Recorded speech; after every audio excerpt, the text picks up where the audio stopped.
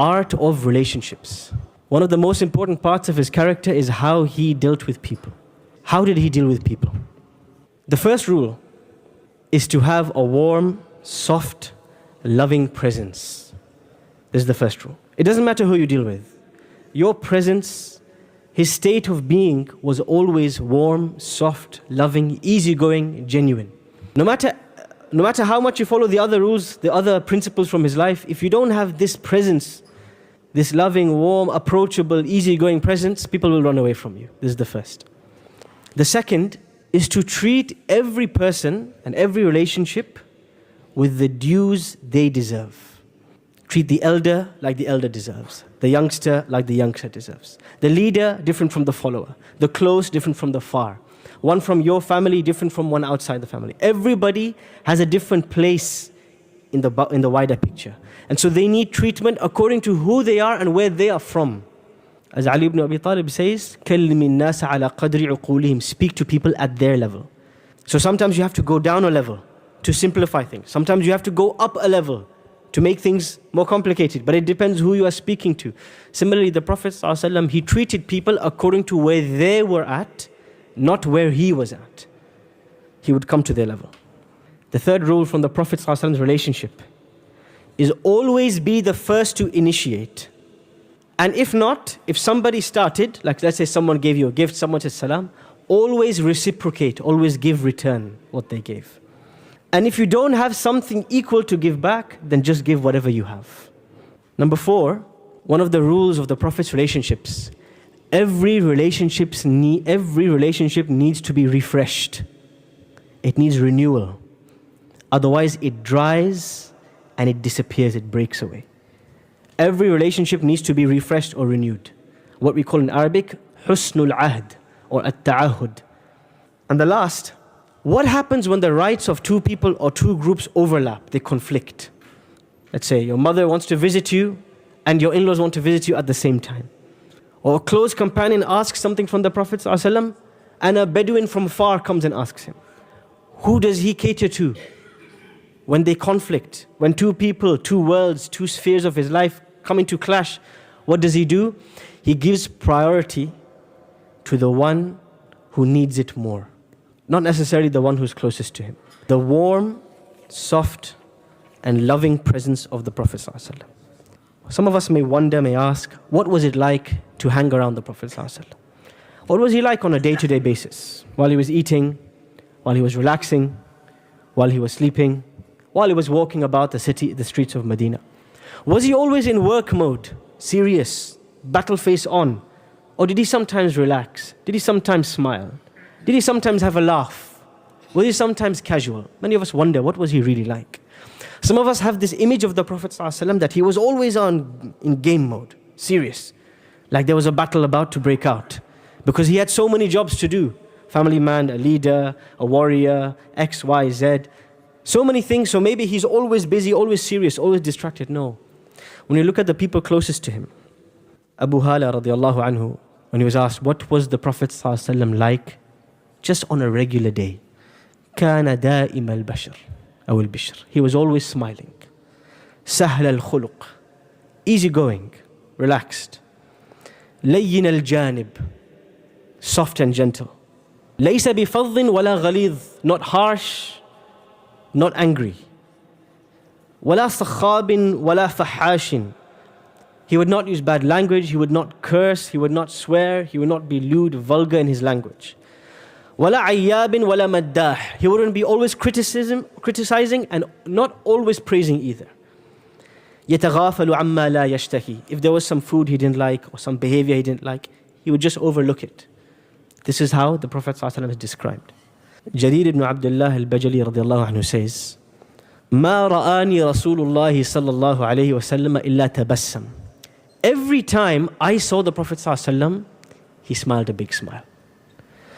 And Abdullah ibn al-Harith radiallahu anhu says, ما رأيت أحدا أكثر تبسما من رسول الله صلى الله عليه وسلم. I never saw anybody smile as much as the Prophet ﷺ.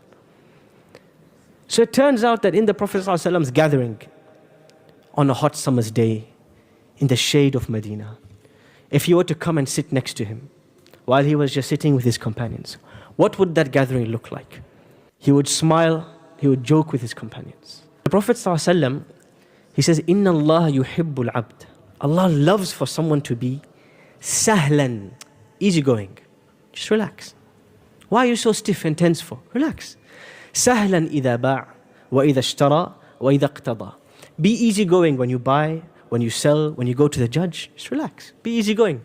Why are you always tense for? This is the nature of the Prophet ﷺ. One day, he meets Abu Hurairah radiallahu anhu in Medina. And then Abu Hurairah radiallahu anhu realized he's in a state of impurity, major impurity. So he goes home, he takes a bath and he comes back. The Prophet ﷺ says, where did you go? Where were you? I missed you. So he says, I was impure, so I went to take a bath. The Prophet laughs, he says, إِنَّ الْمُؤْمِنَ لَا يَنْجُسْ. A believer can never be impure. Meaning, you can never be impure of iman. You can always hang around me, even if you don't have wudu. You can always stick around. He would ask for those who were not present. Famously, Julaybib radiallahu anhu. One day he's in a gathering. Where's Julaybib? I don't see him. Where's he gone? He would miss people, ask after people, be concerned about people, worry about their personal life, ask questions about who they are, what they're concerned about, make dua for them. This was the gathering of the Prophet sallallahu alaihi wasallam. This is the first rule. Be warm, be smiley, be gentle, be loving.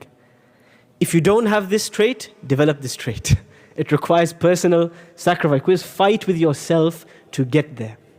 The second rule, the Prophet ﷺ would always be the first to start in everything. For example, in salam, he comes into a room. Usually the leader waits for everybody to stand up to greet him. I remember even when I was in school, when the teacher entered the room, we had to stand up. Assalamu alaykum. And the teacher would say, Walaikum salam, sit down. The Prophet ﷺ, if he entered a room, he would be the first to say salam. Somebody comes to him, and this person is shaking. He would say, relax. I'm just a man. I'm just a human being like you. And he would be the first to give salam. If somebody came to sit in front of him, he would usually have a shawl, a big cloak around him. He would remove this cloak and put it out in front of them so they don't sit on the sand. They sit on the clothes of the Prophet ﷺ. And if he was sitting on a cushion, he would take the cushion off and put it in front of the person who was coming to sit in front of him. He would always start. One of the most important principles of relationships. Every relationship is give and take. Any relationship which is purely one-sided, one person is always giving, one person is always taking, that relationship is very imbalanced. And it only works in some rare scenarios, like with parents. Parents are all giving, and there's nothing they can take from us, very little they can take from us. But in friendships, relatives, in these relationships, if somebody is always giving you a gift, inviting you, but you're not returning, it sours the relationship. The Prophet ﷺ, this is why he said, "Man صَنَعَ إِلَيْكُمْ مَعْرُوفًا فَكَافِئُوهُ." Somebody does something good to you, always return. Try to give like for like. If you can't, give whatever you can. So when someone would come to the Prophet ﷺ and they would give him something, he would give them something in return. Or if nothing, he would smile at them. He would say some pleasing words to them. So his nature, he would always be the first one to start. Start with a smile, start with a salam, start with a greeting, start with a gift. And if somebody else ended up starting, he would always give in return. If somebody is speaking to him, he won't interrupt them and he'll wait until they finish, even if it is his greatest enemy. Al-Walid ibn al-Mughira sat in front of him to threaten him when he was in Mecca. To tell him, listen, we'll give you women, we'll give you money, we'll give you whatever you want, but tell us what you want to stop this Islam business. The Prophet ﷺ waited for him to give his long speech. Then he said, أَفَرَغْتَ يَا أَبَا الْوَلِيدِ. Are you done speaking? Can I speak now? Sallallahu alayhi wa sallam.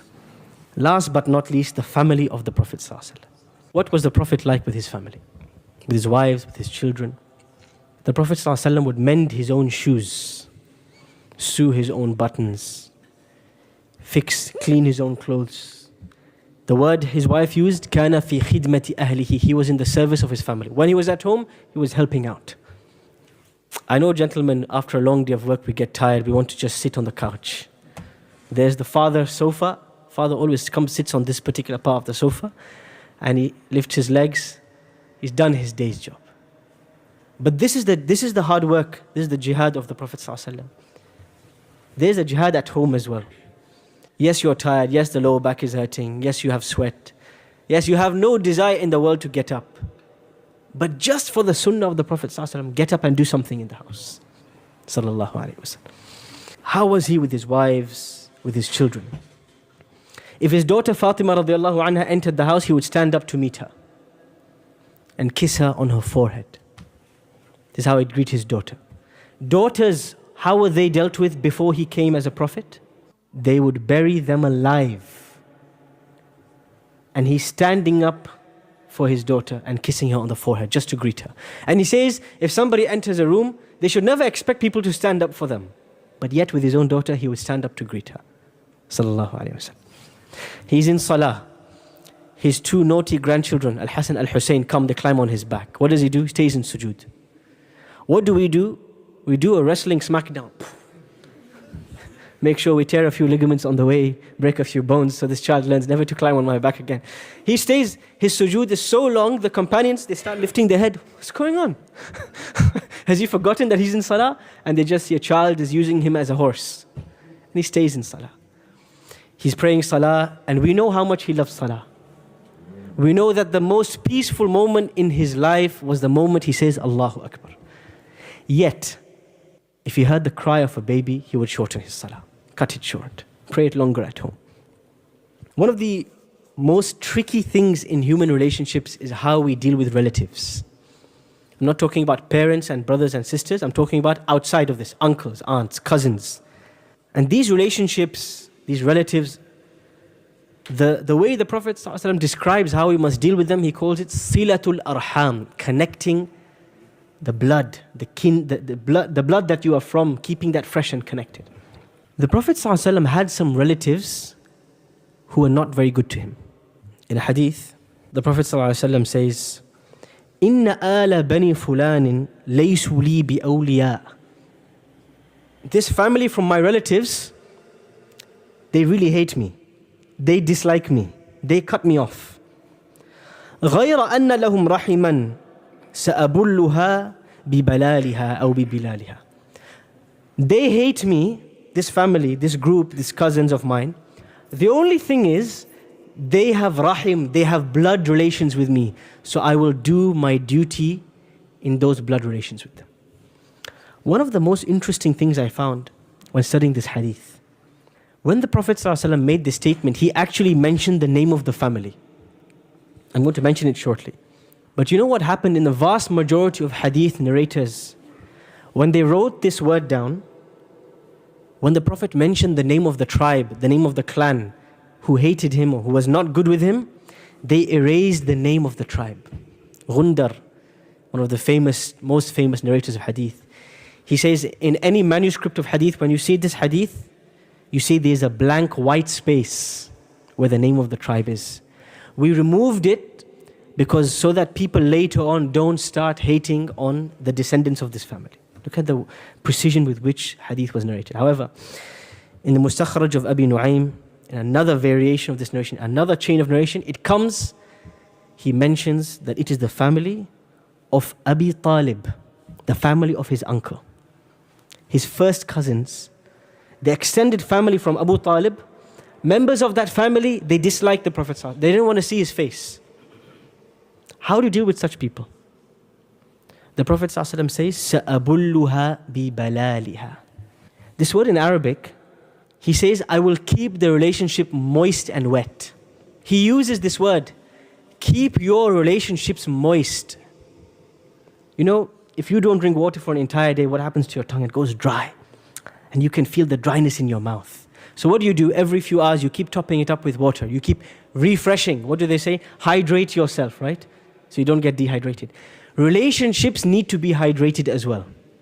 But some relationships, some people are there, maybe friends from school. You only see them once every 5 years, 6 years. Maybe once every decade, you send them a message, you remember them. But when you do, it's like the relationship continued from where it left off. You know, these kind of relationships, they are low maintenance. You don't have to put the grease every day. There are some relationships, they are high maintenance. The grease you have to put every day. Which relationships are those? your sister, your brother, your parents, they need very regular maintenance because you have to keep it fresh.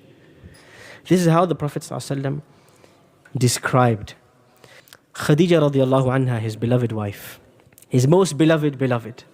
When Khadija radiallahu anha passed away, one day her sister comes knocking on the door, Hala bint Khuwaylid. Now, is Hala his wife? No. She's his wife's sister. When she knocks on the door, she says, Assalamu alaikum, can I enter? Her voice reminds him of the voice of Khadija. And he begins to feel affected by this. He says, Hala bint Khuwaylid has come. And she reminds me of her sister. And so the Prophet ﷺ would honor Hala. If somebody would come and give him some gifts, he would say, send these gifts straight to Hala. One day a woman came to the Prophet ﷺ's house, she knocked, she entered. The Prophet ﷺ أحسن السؤال عنها. He asked her, he made small talk with her. How are you? How's your family? This is what the hadith says. كيف تيكم كيف كنتم بعدنا. He's talking to a lady. He's saying, she's not related to him. He's not her mahram. He's saying to her, how are you? How are you after we went? كيف تيكم كيف كنتم بعدنا. The woman leaves and Aisha radiallahu anha becomes jealous. Who is this lady? Why are you talking to her? The Prophet ﷺ says to Aisha, this woman was a friend of Khadija and she used to come and visit when Khadija was alive. And then he says an important statement, وَإِنَّ حُسْنَ الْعَهْدِ مِنَ الْإِيمَانِ. Part of Iman is to keep refreshing these friendships. Don't let them end like that. This is how the Prophet ﷺ kept people happy. He kept people honored. And he would always renew their relationship with them.